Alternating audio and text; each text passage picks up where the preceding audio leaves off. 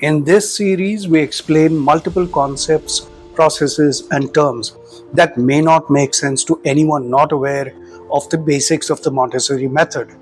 At the centerpiece of this series is the concept of normalization, and we will come to this in the end.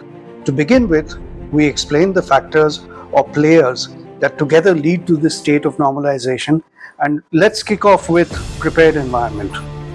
The main characteristics of a prepared environment are child-sized furniture. Materials are at the child's height so that they are easily accessible. The materials have a designated place. The child has freedom to choose activities within certain boundaries.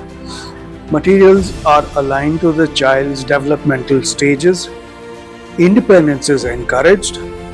Aesthetically pleasing or inviting in terms of lighting, layout, colors. And finally, the adult keeps the environment orderly and introduces new materials or activities based on the child's progress or readiness.